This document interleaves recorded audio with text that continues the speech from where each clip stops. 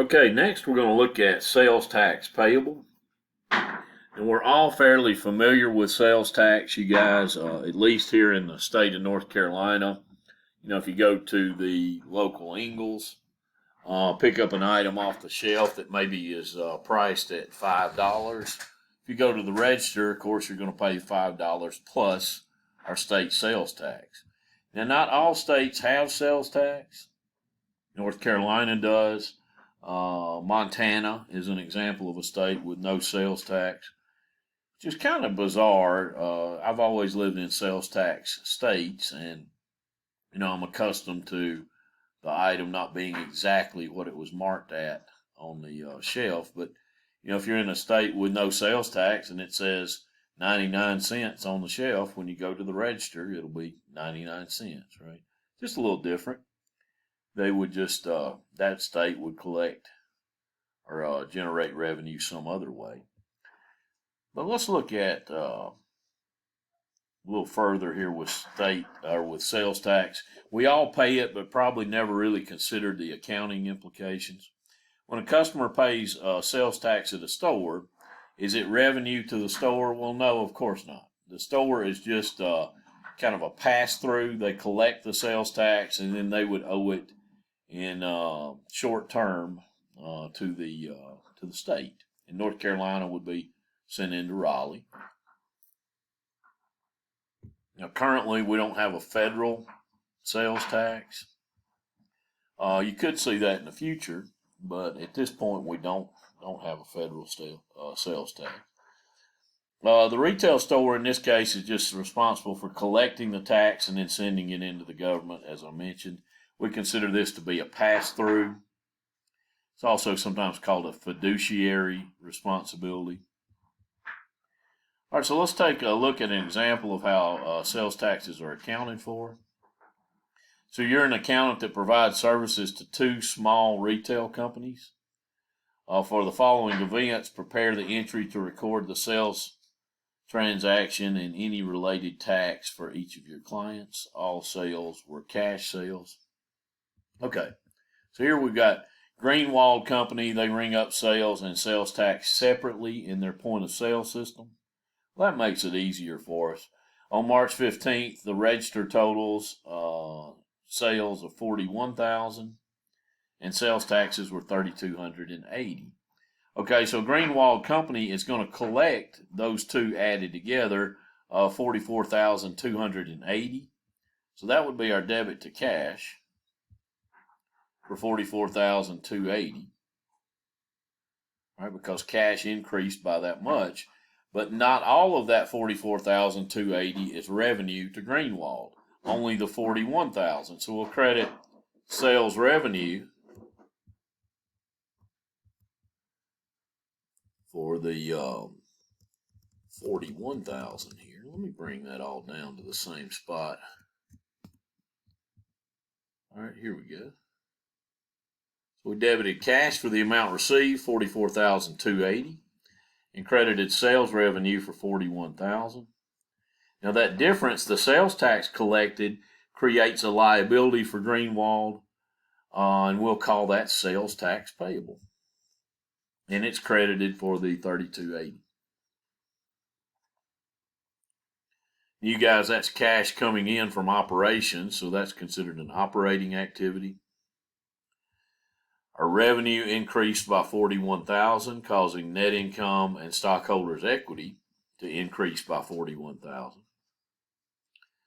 Our assets, cash specifically, increased by $44,280, and liabilities increased by $3,280.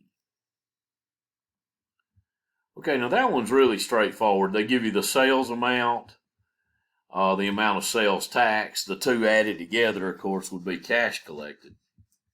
The next one, they make us do a little bit of work to get there. Moss Company does not separate the sales from the sales taxes in its point of sale system. The register total for March 15th was $16,200, which included the state sales tax of 8%. Okay, so you guys, if you're given the information this way, what you can do is take total cash collected, $16,200, And what we'll do with that is divide it by 1.08. If we do that, take cash collected divided by 1 plus the sales tax rate. That will give us the amount of sales. And then we take cash collected minus the sales, and that gives us sales tax payable.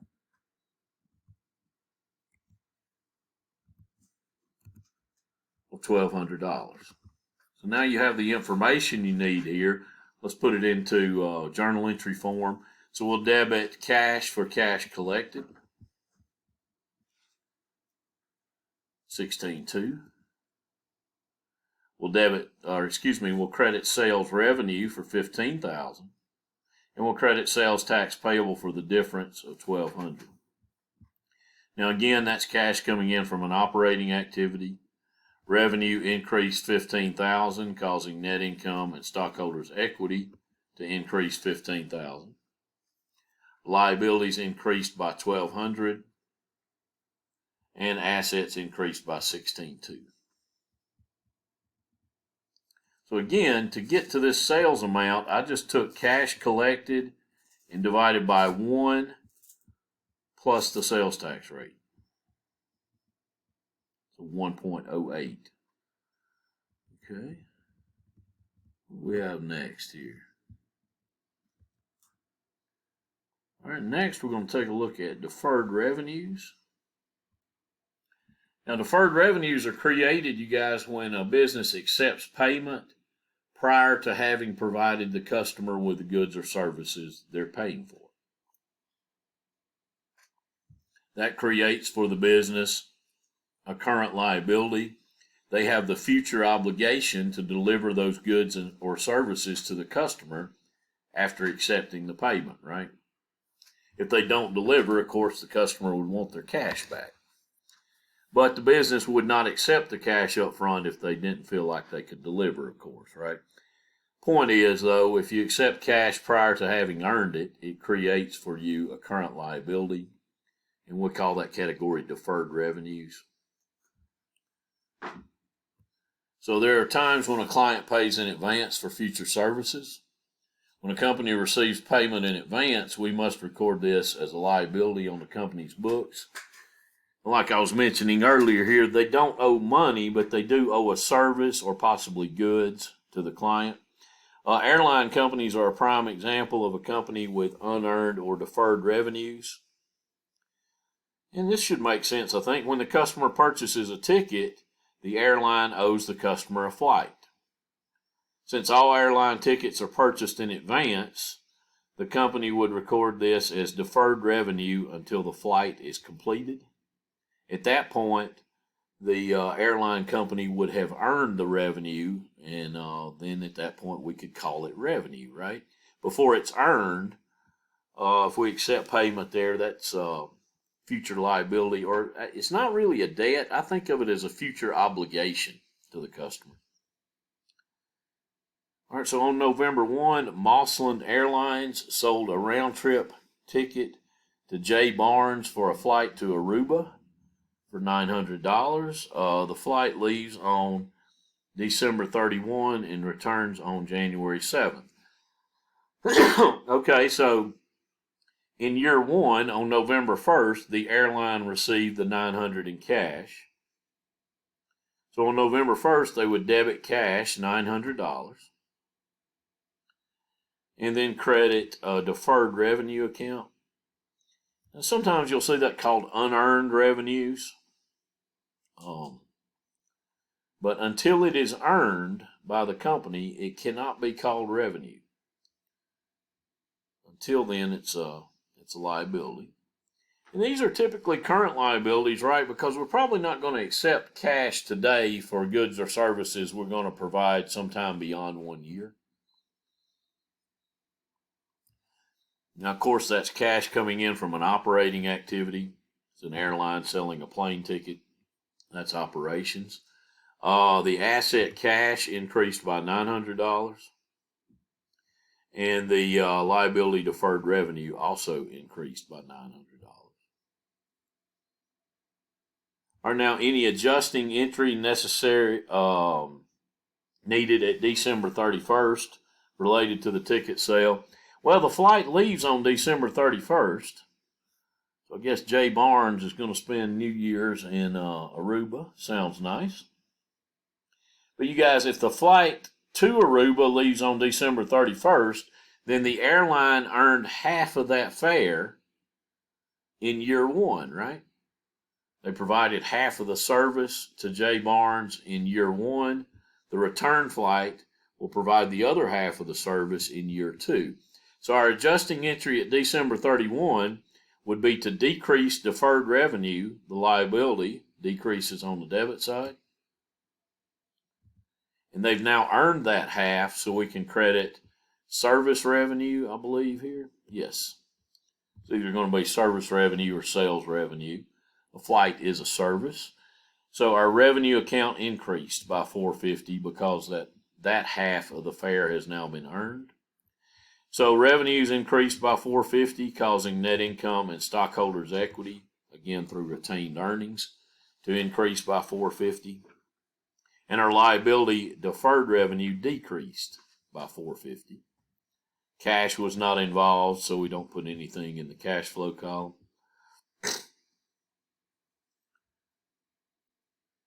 All right, now, we're not going to look at this part, but on January 7th, when the return flight was taken by Jay Barnes, this entry would be made again, right?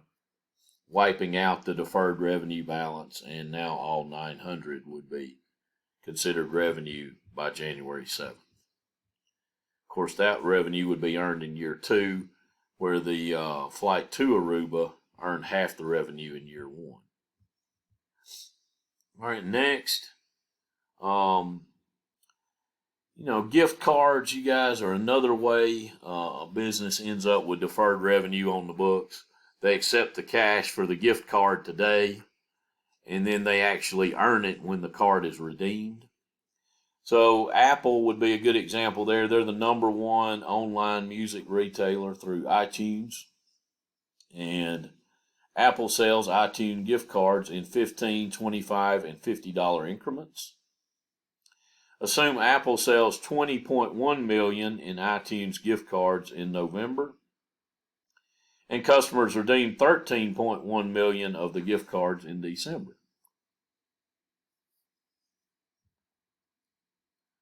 Okay, so let's make some journal entries for that.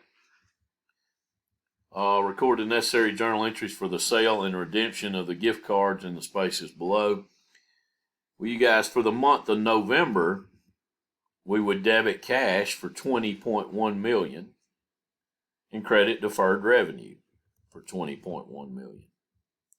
Now that's cash coming in from an operating activity, and that would increase our asset cash and increase the liability deferred revenue in the month of November. Notice that's not a specific date, that's just a big entry for the month. All right, now on November, you guys, in November, as far as we know, they didn't earn any of those gift cards because they weren't redeemed until December. But when $13.1 million worth of them are redeemed in December, that's going to decrease deferred revenue. The liability decreases on the debit side, and we're going to increase sales revenue on the credit side, right? So as deferred revenue decreases, that means the revenue has now been earned, and once it's earned, we can increase sales revenue for that amount.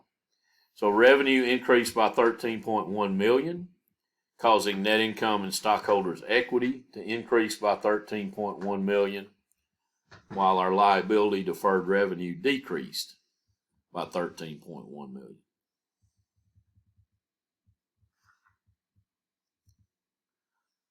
All right, so now, what is the ending balance in the deferred revenue account? Well, it's going to be our credit of 20.1 million minus our debit of 13.1 million. I believe that's going to be $7 million, right? So the ending balance in deferred revenue is 7 million. I'm not always great with math in my head, but I can subtract 13 from 20, I believe. All right, let's look at our other Well, that was it for that one. We also have contingent liabilities, you guys. Now, contingent liability is an existing uncertain situation that might result in a loss depending on the outcome of a future event.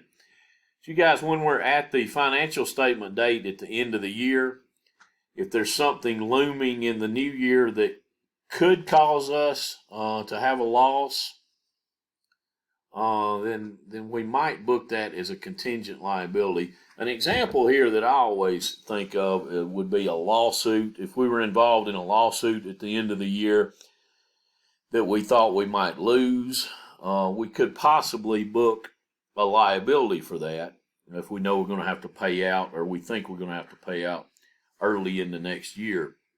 Now, we have two criteria there. If the likelihood... Sorry about that, you guys. My dog's just, I think, saw a prowler or something. I'm not sure what happened there. Okay, so on this contingent liability, I like to think of it as a lawsuit. Let's say the likelihood of payment, or the likelihood the business has to pay out in the new year, is probable. It means it's likely to occur, and we can all right, so the likelihood could be probable, reasonably possible, that's more than remote but less than probable, or the likelihood could be remote, the chance is light. Now, the amount of the payment is reasonably estimable, meaning we can reasonably estimate the amount we'd have to pay out. Or we might not be able to reasonably estimate the amount, so we'd call that not reasonably estimable. You guys, we book a liability here if it meets the criteria on A both times. So if it's probable that the event will occur, say it's probable that we'll lose the lawsuit, and we can reasonably estimate that that's going to cost us $2 million, then we would book the loss, debit a loss, and credit a liability. That way, we're not painting a rosier picture than is the case for the readers of the financial statements. So we record a contingent liability if a loss is probable and the amount can be reasonably estimated. All right, so let's look at an example of that one. We've got Top Sound International Designs. They sell high-end stereo equipment for auto and home use. Engineers notified management in December 2024 of a circuit flaw in an amplifier that poses a potential fire hazard. Further investigation indicates that a product recall is probable. Okay, there it meets one of the tests. And estimated the cost to be $3.6 million. Well, we must be able to reasonably estimate the cost there. So the fiscal year ends on December 31st. So what we would do there, the contingent liability should be, should this contingent liability be reported, disclosed in a note, or neither? Well, it should be reported as a liability. And also, the details of it should be disclosed in a note to the financial statements. What should Top Sound report in its 2024 income statement? Well, they'd show a $3.6 million loss. And then what would they report on the balance sheet? A $3.6 million liability. Now you guys, the entry there, we would just debit the loss for $3.6 million. Could be loss from product recall if you wanted to describe it a little further. And we would credit the contingent liability for $3.6 million. Now there we've got a loss, right, that we'll treat like an expense. It does decrease net income like an expense. It would also decrease stockholders' equity. And then our liability increased by $3.6 million. All right, thanks a lot. If you have questions there, as always, please be in touch.